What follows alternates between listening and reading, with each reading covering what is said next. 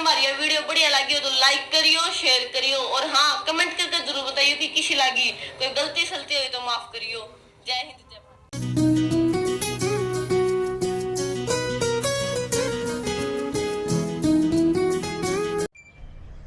Next person हमारा students same बिल्कुल ऐसा कैसा है। इसके अंदर हमने डेप्थ के ऊपर जाना है। हम धरती के अंदर कोई कुआं खोद के नीचे जाएंगे कुछ गहराई तक और वहाँ पे पूछेंगे कि हमारी जो एक्सेलरेशन ड्यू टू ग्रेविटी है जी का मान कम हुआ ज़्यादा हुआ। तो मैं यहाँ पे बताना चाहता हूँ वहाँ भी कम होता है, ठीक है। और इतना नीचे आओ कुआं खोदते खोदते खोदते खोदते जब बिल्कुल सेंटर पहुँच जाओगे तो उस समय ग्रेविटी का मान 0 हो जाता है। ये हम आज अपनी इस वीडियो के अंदर सिद्ध करेंगे। तो सेम वही बातें हैं सारी जैसे मैंने पहले पीछे आपने पढ़ी हैं वही सारी। इसमें एक चीज़ मैंने ऐड कर दी है, let rho be the density of the earth. सारे करैक्टर चेंज कर दिए। वहाँ पे हाइट लिख रखा था, वहाँ पे मैंने डेप्थ लिख दिए और यहाँ पे हाइट लिख रखी थी, यहाँ पे डेप्थ कर दी है, ठीक है।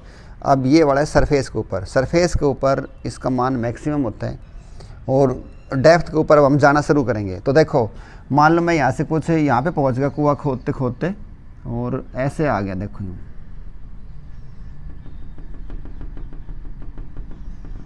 ये सारी की सारी डियर स्टूडेंट्स आर है और ये है मेरी डी, ठीक है। डी है ये वाली। तो ये वाली कितनी बचेगी बताओ। तुम कहोगे सर ये है सारी आपकी आर यहाँ से यहाँ तक और ये है मेरी डी, तो ये वाली कितनी बचेगी बताओ। ये बचेगी आर माइनस डी। समझ में आई? फिर देख लो एक बार, ये उरा से उरा तक आर, उरा से उरा तक डी। तो कोई पूछे ये कितनी बचेगी, ये वाली कितनी बचेगी। ये भाई सीधी सी बात है आर माइनस डी कि इसमें अगर ये डी वाली जुड़ जाए तो डी से डी कट जाएगा, आर बन जाएगी नहीं बन जाएगी। तो समझ गए थे हम इस बात में। तो देखो अब ध्यान दो थोड़ा सा पूरे। धरती जो है वो धरती का मास में m मान रहा हूँ और उसके बाद देखो एक धरती और आ गई यहाँ पे इस डेप्थ पर जाके ना मैंने एक धरती और बना दी, यानी कि इसमें 2 गोले बन गए ये वाले गोले। तो पूरी धरती का तो जो मास है ना वो m है। अब कोई था तो पूछे इस धरती का मास कितना है, भीतर वाली धरती का, तो तुम कहोगे जितना बेरा। तो उस मास को कैसे निकालेंगे, उस मास को निकालने के लिए हमने एक नया टोटका करना पड़ेगा। वो टोटका कौन सा है कि हम मान के चला कि धरती की जो डेंसिटी है ना वो रो है। धरती की जो डेंसिटी का मतलब है कि धरती जिस चीज़ से बनी हुई है वो यूनिफॉर्मली है और वो अच्छी भरमा है। डेंसिटी का मतलब है कि मास बटे वॉल्यूम। तो जैसे ये देखो भाई डेंसिटी का फार्मूला होगा मास बटे वॉल्यूम। तो डेंसिटी में सेम मान के चल रहा हूँ। तो यहाँ पे डेंसिटी होगी मेरी रो, ये ए एट सरफेस की बात है, ये उसकी बात है। तो मैं यहाँ पे दोनों के मान निकालूंगा। तो रो इज इक्वल टू, तो भाई उरा से ही करना शुरू कर जाओ, उराते हो जाओ शुरू। रो इज इक्वल टू मास कितना है यहाँ पे m और एक गोला का वॉल्यूम कितना होता है 4/3 पाई आर क्यूब, ठीक है।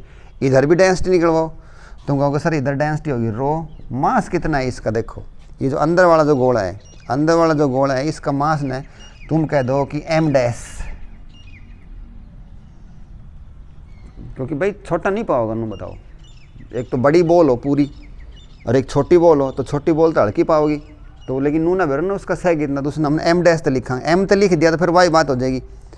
ये होगी 4/3 पाई। इसमें r का रोल कौन करेगा, इसमें r का रोल कौन करेगा बताओ। इसका रेडियस कौन है, इसका रेडियस है r माइनस डी। तो मैं लिख दूँ r माइनस डी की शक्ति 3, ठीक है। लेकिन मैंने एक बात कही है आपसे कि डेंसिटी दोनों बराबर हैं, क्योंकि धरती जो है एक ही चीज़ से बनी हुई है, एक ही मसाले से बनी हुई है। तो दोनों डेंसिटी को बराबर करवाओ, क्योंकि डेंसिटी रो बराबर रो, चाहे वो बड़ा गोला हो, चाहे बड़ा गोला हो या छोटा गोला हो, डेंसिटी सेम मानने हमने। तो इसकी डेंसिटी तो आई अपनी कितनी m बटे 4/3 pi r cube is equal to, उसकी डेंसिटी कितनी है m डैश बटे 4/3 पाई आर माइनस डी की शक्ति 3। कुछ कटे हैं देखो, 4/3 पाई तो 4/3 पाई कट गई। और उरे तो तुम निकाल लो m डैश का मान। m डैश का मान अगर डियर स्टूडेंट्स हमारा इसकी तो तिरछी गुणा हो जाएगी m into R minus D की शक्ति 3, और भाइयों आर भी बच गया, तो आर की 3 तो बटे आर की 3 भी कर दूँ, नहीं तो ये नाराज़ हो जाएगा। ठीक, तो जब भी मैंने एम डैश की ज़रूरत पड़ेगी, जब भी मैंने, तो जब देखो एम डैश निकला है कि नहीं निकला है, इसका मास निकला है, कितना होगा, जो पूरी धरती है उसके मास को, इसके रेडियस कितनी हमने कुई खोद दी, मान लो 20 मीटर कुई खोद दी, वो बटे भाग बुक कर दिया, एम डैश की ज़रूरत पड़ जाएगी बस। तो भाई ये तो दोनों चीज़ तो आप समझ में आ गई। उसके बाद देखो नाउ क्या है रिलेशन बताओ जी और जी में, एट सरफेस, सरफेस का तो चल ही रहा है। नाउ वी नो, छोटी जी और बड़ी जी में संबंध बताओ, g is equal to ji m upon r square, equation number 1। जैसे पीछे गया था ना सेम वो की वो कहानी, इधर करवाओ भाई। इधर अब डियर स्टूडेंट इसको हम जिड्डी कह रहे हैं, जिड्डी, क्योंकि डेप्थ की बात होगी ना। तो यहाँ पे जो है ये एम मास की जो बॉडी थी ना, देखो अब मैंने इस डायग्राम को थोड़ा सा मॉडिफाई करता हूँ, और ये जो एम मास की बॉडी थी ये कहाँ पे आ गई थी, यहाँ पे कोई खोद के नीचे चले गए हम। तो g d is equal to, g d कितनी आओगी वही फार्मूला लगाओ, जी एम बटे आर स्क्वायर। लेकिन यहाँ पे मैं जी तो साथ जाइए है, जी का मान तो कभी नहीं बदलता है, लेकिन यहाँ पे एम डैश लिखो, एम डैश, क्योंकि यहाँ पे इसका मास कितना है इस वाले गोले का, एम डैश बटे आर स्क्वायर, और इसका आर का रोल कौन कर रहा है, आर माइनस डी का स्क्वायर, इक्वेशन नंबर 2। तो जी आ गया, जी डी आ गया, और ये उसने सिद्ध करवा दो। अब यहाँ से वैसे ले लो जैसे पहले पीछे हमने सिद्ध किया था। Now g d is equal to ji M dash, M dash ने गायब करो इससे, और ये देखो एम डैश की जगह ये मान रखेंगे, एम आर माइनस डी की शक्ति 3 बटे आर की शक्ति 3। नीचे कौन है देखो, आर माइनस डी का स्क्वायर, कुछ कटा, ये 3 है ये 2 है, इन आपस में काटोगे तो खाली आर माइनस डी बचेगी। तुम कहो तो मैं उरी कर दूं, ये एक स्टेप और लूँ आगे। G d is equal to, g d is equal to ji M, और ऊपर बचेगा हमारा आर माइनस डी, और नीचे बचेगा आर की शक्ति 3। ये पूरा भी देखो हम पूरे हमने तो जी के साथ कंपेयर करना है ना, तो हम जी बनाना चाहे हैं, जी कब बनाएगा जब पूरा स्क्वायर हो, लेकिन पूरा 3 है। इस आर की शक्ति 3 ने भी स्टाइल में लिखो, पूरा लिखा आर की शक्ति 2 इंटू आर, और ये वाला जो प्रोग्राम था ये किसके बराबर आ गया, जी के बराबर। तो हमारी पर्सन जो है ये बनता है, यहाँ पे कर देता हूँ, यहाँ पे देख लो, g d is equal to ji m upon square क्या बनेगा, जी बनेगा, और ये बचेगा आर माइनस डी बटे आर। हाँ जी, अब देखो ये आर दोनों के बटे है, इसके बटे भी है इसके बटे भी है, तो ये कितना होगा, g d is equal to g into 1 minus d by R. पूरा तक मेरी बात से सहमत हो, ठीक। अब कंपेयर करो, देखो जैसे मैंने पहले कंपेयर किया था ना, g d is equal to एक में से कोई भी चीज़ घटाओगे, एक में से कोई भी चीज़ अगर घटाई जाएगी तो वो एक से छोटी आएगी, एक से छोटी आएगी तो सीधी बात है, जैसे मैंने पीछे सिद्ध करके दिखाया था, एक से छोटी कोई भी चीज़ सोच लो, g d is equal to g into एक से छोटी, थारी मर्जी भाई। किसी कोई कह रहा है जी मैं तो 1/9 सोचूंगा, वेरी गुड भाई, तिरछी गुणा करो, 9 g d is equal to g.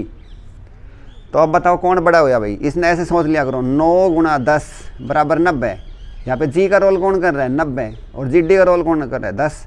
तो जी बड़ी नहीं होगी और जी डी क्या होगी, कम होगी। जी डी थी हमारी यहाँ पे ये वाली। तो सीधी सी बात है, जब हम ज़मीन से नीचे कुआं खोद के जाएंगे तो जिस स्थान पे जाएंगे वहाँ पे ग्रेविटी का मान कम होगा। इस फार्मूले से जो हमने ये था ये सिद्ध कर दिया है। तो यहाँ पे कंक्लूजन क्या निकला है, कंक्लूजन वही है जो पीछे लिखा था, लेकिन जहाँ पे हाइट लिखी थी वहाँ पे क्या कर देना है, डेप्थ कर देना है। ठीक है, ये मैं थोड़ी जगह बना देता हूँ, ये समझाने के लिए था। और ये हो गया, हैंस जी डिक्रीजेस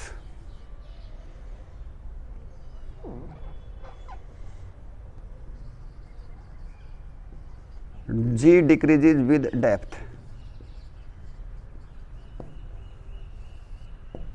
ठीक है, और फार्मूला आपका ये होगा। अब हम सिद्ध करके दिखाएंगे कि भाई ज़मीन से कितनी नीचे जो है जाएं कि जिसका मान कितना हो जाए, 0 हो जाए। तो इसको सिद्ध करवा लो भाई, इसको सिद्ध करते हैं। ऊपर के लिए पूरी स्पेस बना दिया है। G d is equal to